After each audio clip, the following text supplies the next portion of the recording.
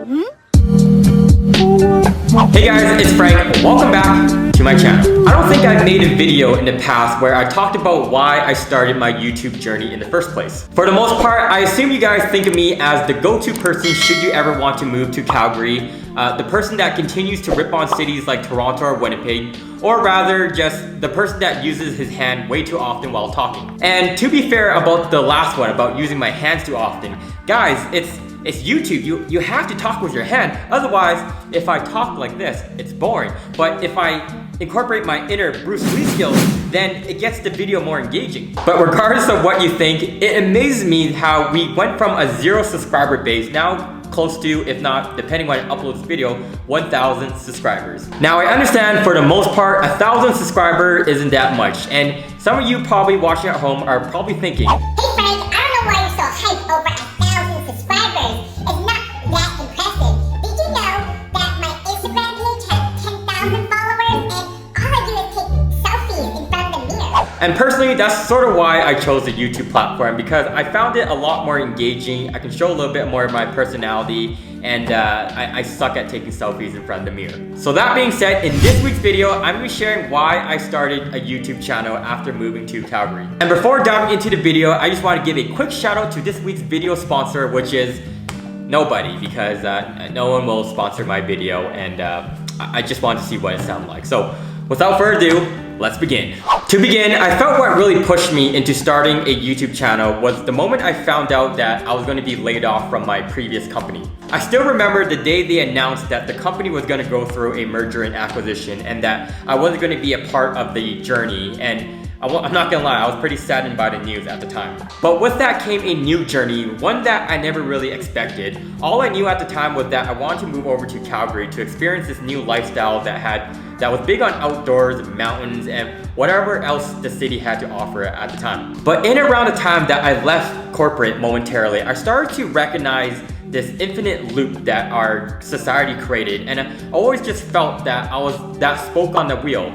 And that wheel's just gonna keep on spinning till the day that I'm 65 years of age. For as long as I can remember, I always wanted to start a YouTube channel, as early as even 2008. And I remember this specifically because this was during the infamous Fred, Kev Jumba, Niga Higa days that I was a big fan of.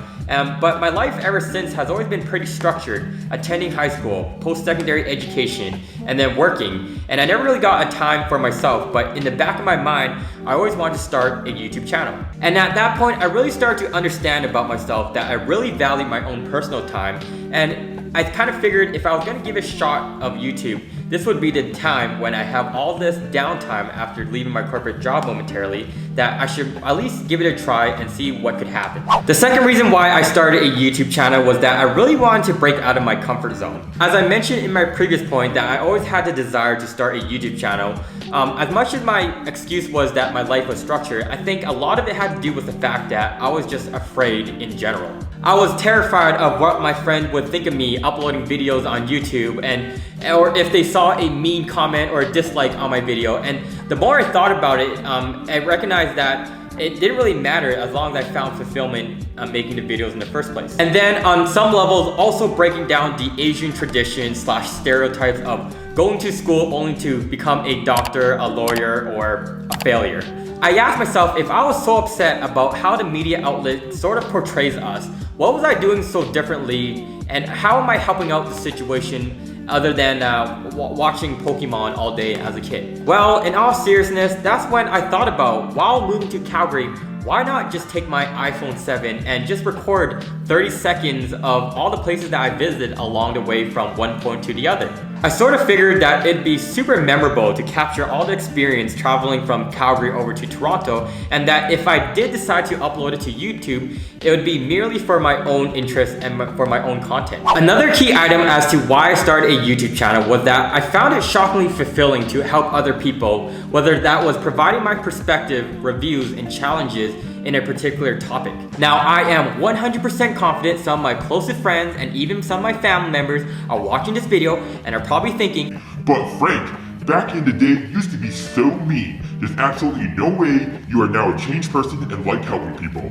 But I don't know, I guess as I grew older, I started to just recognize that you know, if we all thought like this, we'd all go to hell. All right, but in all honesty, I really started to recognize that everyone is broken in one way, shape, or form. And I really started to recognize that people around my age group, especially during this digital era, are a bit confused or lost. And it's kind of why I started filming my millennial journey, because I sort of felt that anyone that could pick up pieces of information from my experience and apply it to their life would sort of be a win for me in that sense. I recognize that everyone just has their own pathway in life, and if I'm able to even just assist people in making that shift into life, those pivoted moments, whether that is moving to a new city or learning more about a particular topic, I found it a win for me. Yeah, I'm starting to sound like Dr. Phil or something, but I just want to let you guys know that I love reading and answering all your guys' questions, whether that is about Canadian cities, Toronto, Calgary, or just my moving experience in general. The last thing that I can think of as to why I started a YouTube channel was that I wanted to find a new hobby or activity that I was absolutely obsessed about. Now, growing up, and yeah, this is sort of embarrassing, but growing up, there were only two activities that I could do and get lost in time, and I could do hours and hours and never get sick of it, which were basketball and this video game called MapleStory. All right, and basketball is the pretty obvious one / normal one, but MapleStory, wow guys, whew. I used to be so obsessed with this video game. I used to play it hours and hours without getting fatigued or tired. And my excuse to this day is that I was in grade 8. Anyhow, before I lose all my friends, I just want to say that when I started my YouTube journey, that I started to get that same addiction that I did from video games and basketball over to this channel. And I want to explore every aspect of it, which was, how do I edit videos better? How do I strategize and make improvements? And holistically, how do I just get better equipments in general? It's a constant quest, but I really feel that it's the right hobby / activity for me as of right now, because there's never a day that I wake up and not think about how do I make improvements to it. And that's where I really feel that's my differential about the other activities I ever tried in the past. Needless to say that I'm really grateful over this last year, and I know that even during the pandemic, I'm really grateful that I've started this new activity and creating content to you guys, because I really find much enjoyment sharing all my experience with you guys. Alright, so this now brings us over to the conclusion part of this video, and I'm fully aware this week's video was the typical Canadian city topic.